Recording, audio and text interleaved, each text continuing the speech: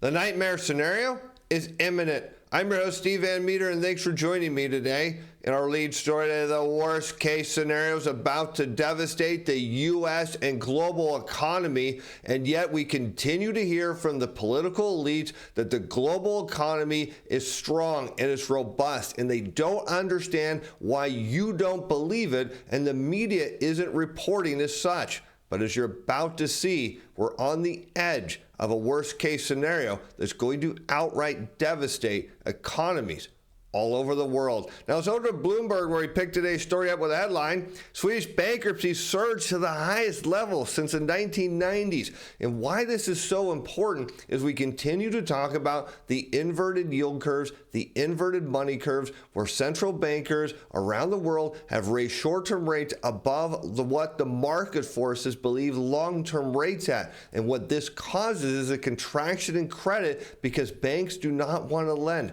They only make money when short-term rates are below long-term rates. So this is critical. And when we see a lack of money creation at a point in the economy where you have massive expectations for growth and extremely high levels for debt, well, something has to break. And that's starting now in Sweden. And just wait till you see how this is going to affect the entire global economy.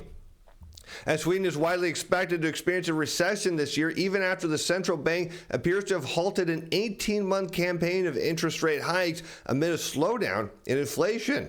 And here we can see that this is setting the stage where companies that have so far held out and have been resilient are no longer able to maintain stable turnover and liquidity. Of course, there's this overuse of liquidity. We'll continue to talk about that in today's show, and that in turn could fuel the next wave of bankruptcies. So it's important to understand that in a debt-based economy, new money is created when commercial banks lend.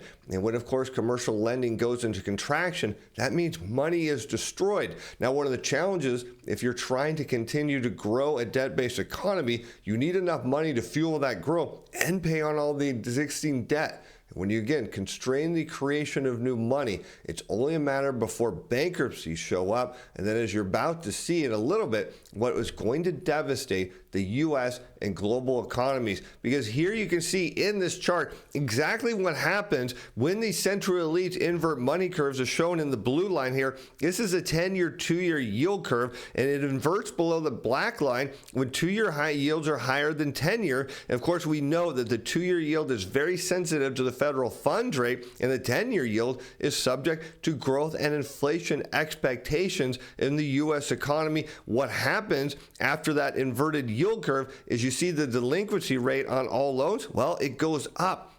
And this is exactly the point I want to illustrate here, because when you don't have enough money to pay on the loans, at some point the music stops and people enter delinquencies, and that has a massive effect on the global economy. Here you can see the inverted curve going into the dot-com bubble. Sure enough, what did that mean? Delinquencies went up. A longer inversion going into the global financial crisis led to an all-out surge in delinquencies, and now we have one of the longest inversions since the 1980s. Delinquencies, at least based on the federal data, haven't moved up much. Of course, we talk about the credit card data showing delinquencies are rising as consumers are running out of money, and this is setting the stage for one of the biggest liquidity crises the world has yet ever seen.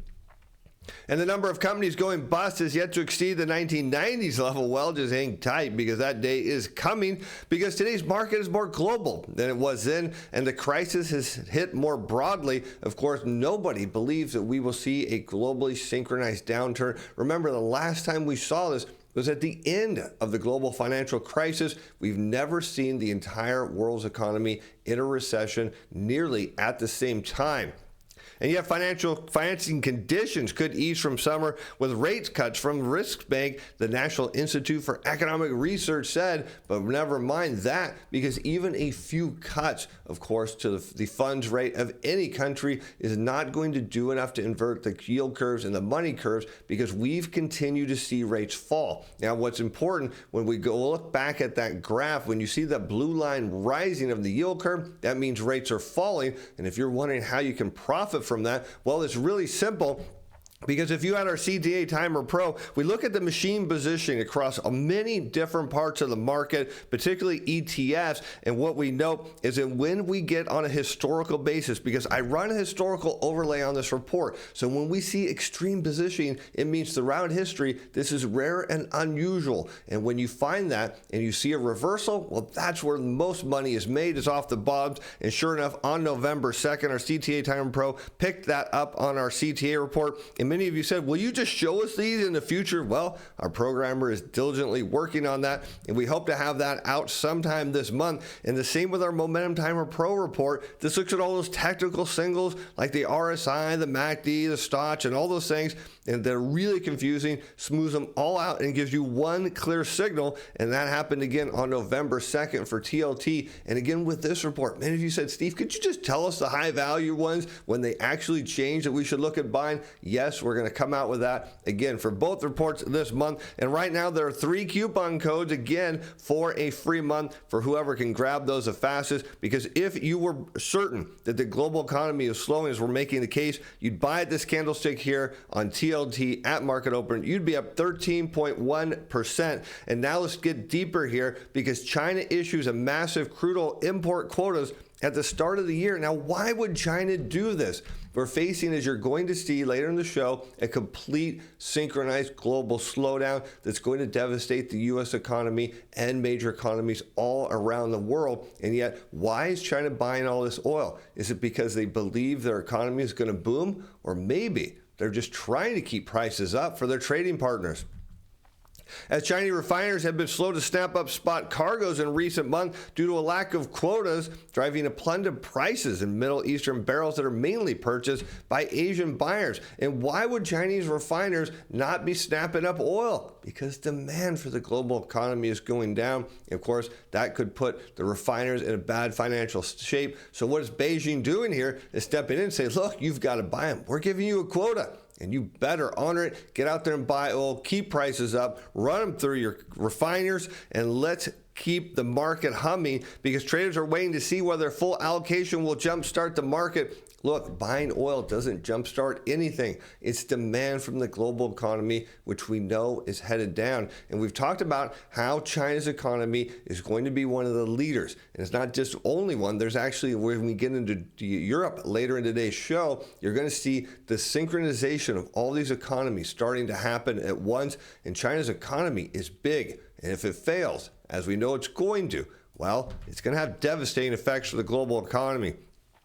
But in a bright spot, China's factory activity picks up according to a private survey. But keep in mind, the official survey we talked about in yesterday's show said, well, it's in a contraction. But these are a little bit different because the Cakes and Manufacturing Purchasing Managers Index rose to 50.8 last month from 50.7, which is the strongest reading since August, but not much to get excited about, because a number over 50 denotes an expansion, but at 50.8, you're not getting much of an expansion over the prior month. And keep in mind, as I mentioned, the release came after the official data published over the weekend showed factory activity shrank in December to the lowest level in 6 months. But one of the challenges, the Cakes and survey results have generally outperformed because it looks at small and mid-size manufacturing.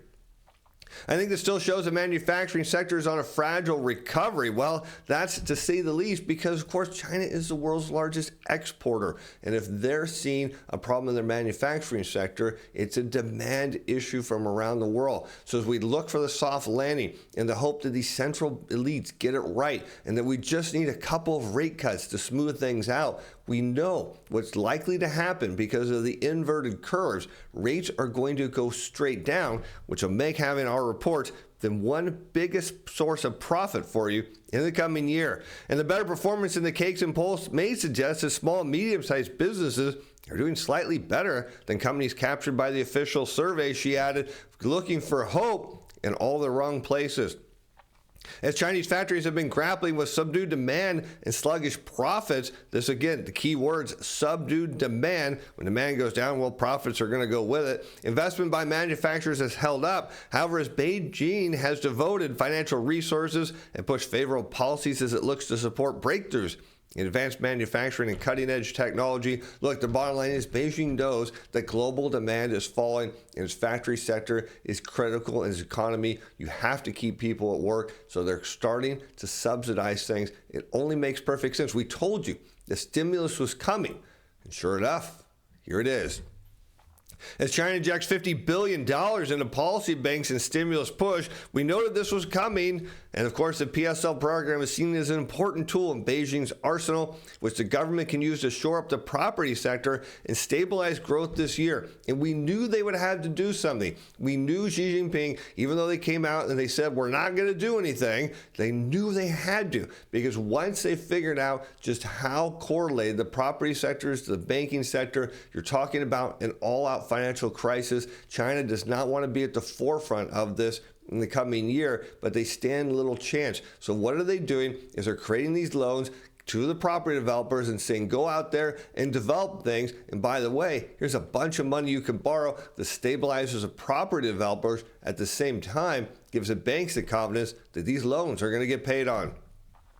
And markets have been expecting the central bank to use the money to drive construction of public housing in a bid to alleviate a multi-year property slump that's hammered consumer confidence. And the good news is it's worked before. In fact, the PSL tool has a controversial history.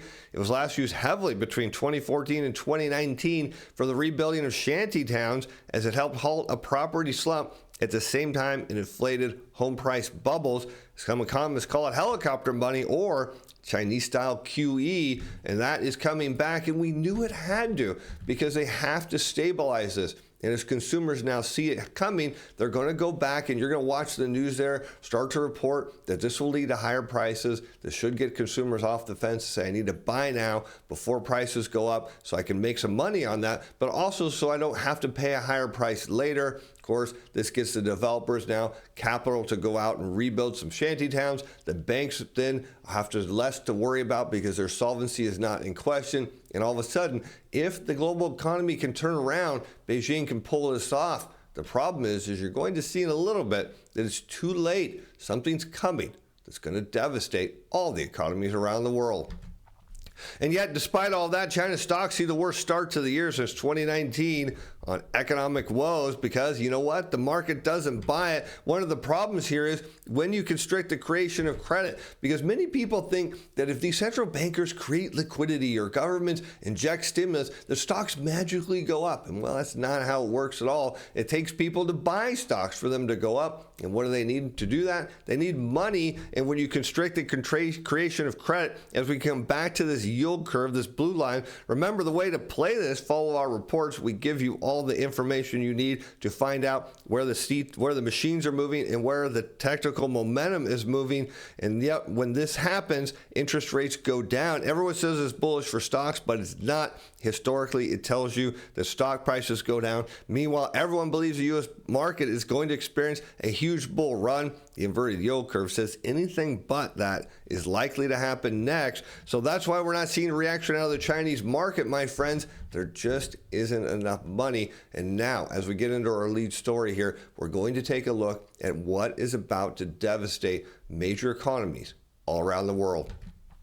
As the HCOB Germany manufacturing PMI just reported the 8-month high in December. But get this, as downturn in new orders continues to ease. But I love the headline here, the 8-month high, because the German manufacturing PMI is in contraction. We're no longer looking at just recession territory. We're still near depression territory at 43.3. Tells us the German manufacturing juggernaut is massively contracting, but there's hope because new orders are falling at the slowest rate since April. Here we can see the headline's PMI's trend mirrored that of its largest subcomponent, new orders. And what that means is what we're seeing, firms are continuing to highlight a range of headwinds to demand. Getting in, we see this lack of demand that included customer hesitancy, geopolitical and economic uncertainty, and weakness in the construction sector.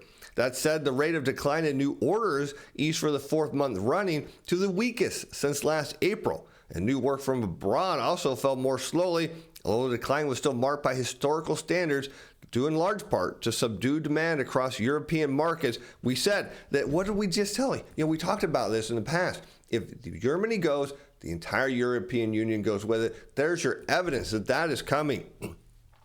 And lack of new orders meant that manufacturers continued to deplete backlogs of work. We said that would happen as well, which decreased sharply again. And once those backlogs are gone, well, you don't need employees standing around. And that happened, albeit at the slowest pace in 7 months, although the rate of contraction in output was the second slowest in the past 7 months. And here we can see this is what is going to devastate the world economies, the U.S. economy, as you're about to see in a little bit, as manufacturers cut workforce numbers again in December as they adjusted for lower capacity utilization. And we continue to hear from these political elites, the labor market is strong, the labor market's robust, the workers are going to get raises and drive the global economy out of the slump into world's first soft landing, into the next bull market. Investors piled in for it, and yet we continue to see layoffs. Let's take a look at this chart of capacity utilization here out of the U.S. against continued unemployment claims.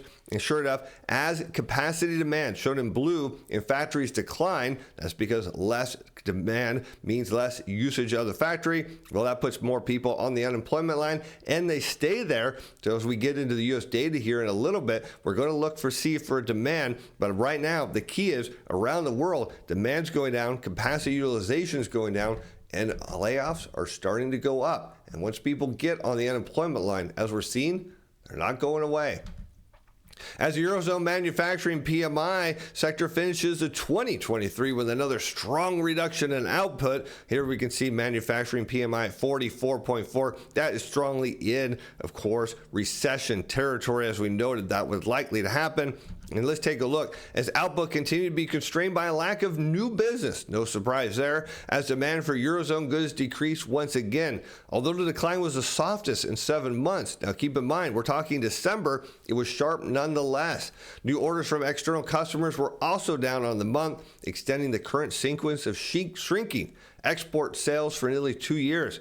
And sustained weakness in demand conditions led firms to make further progress with backlogs as the volume of work outstanding decreased further, highlighting another month of spare capacity across the Eurozone manufacturing sector. And of course, we note factory employment across the Eurozone continued to fall in line with the trend since last June. Again, lack of work means people don't have jobs. Of course, the political elite don't understand this. They juiced up the global economy. They thought it would stick. They tightened monetary policy, constricted the creation of credit, and now the last thing is going to go. That is a global labor market, and it's going to devastate absolutely everything. Here we can see the downturn in UK manufacturing production deepens at the end of 2023, just shy, of course, now of recession territory at 46.2. 45 is the number. You get down to 45, you're strongly in a recession. As the total volume of new business placed with UK manufacturers fell for the 9th month running in December, and companies recorded a weak economic backdrop as clients delaying orders and poor weather conditions had all contributed to the latest decrease in new work received. And here we can see December saw a sharp reduction in backlogs of work as companies linked this to efforts to support output and employment during the current period of softer demand. So again, as these backlogs get worked through, at some point they're going to run out, but everyone's hoping that there's going to be this flood of new orders. And as we look backwards into the holiday season, what do we know here in the U.S.? Credit cards maxed out, buy now, pay later loans, payments starting here in January, student loan repayments, they're back. Everything is a headwind now, including the fact that total compensation for employees, and we'll get an update on this on Friday, continues to fall. And job losses recorded for the 15th month running in December linked to redundancies, efficiency gains, hiring freezes, and, well, cost control. There are reports of capacity being reduced in line with weaker demand and lower production requirements. Everything is starting to sync up for a global synchronized recession. We know that will turn into a financial crisis. This, my friends, will be the first time in history everybody goes down at once, including the U.S., and many say are on an island on their own. But that manufacturing report here says not true at all, as U.S. manufacturing performance declines at a sharper pace as demand conditions weaken. This from, of course, S&P Global, as contributing to the overall decline in operating conditions with sharper fall in new orders during December. Now that we move past the holiday season, no one wants to buy anything. And the decrease in sales quickened and was the fastest since August. Many companies stated that weak client demand stemmed from lower purchasing power at customers and global economic uncertainty. And at the same time, muted client demand led to a third successive monthly drop in employment at the end of 2023. Remember, what do we hear from the political elites? The labor market is strong. The manufacturing sector is saying no way. And what follows the manufacturing sector with a lag by about 2 or 3 months? If you said the services sector, you got it right. And here we can see that manufacturers reported that the non-replacement of voluntary leavers in a bid to cut costs amid lower new orders and evidence of spare capacity remained. However, as backlogs contracted at a steeper pace, although employment fell again, firms were able to process incoming new work in a timely manner, suggesting they don't need more employees. Moreover, the pace of backlog depletion was the strongest since July. And here you can see when capacity utilization in blue goes down, we've got the Philly Fed manufacturing index just for the general activity in red. And where, of course, the Philly Fed index goes, capacity utilization follows with a lag. So the government reports are not telling us that we know what is coming, just has not happened yet. And as, of course, we see the global manufacturing sector roll over and head down, we now know it's going to be absolutely devastating to the global economy as people from the U.S. and all around the world hit the unemployment line and this time have no hopes of getting their job back. And with that, I'm Steve Van Metre. Thanks for watching. Thanks for being fans. Bye now.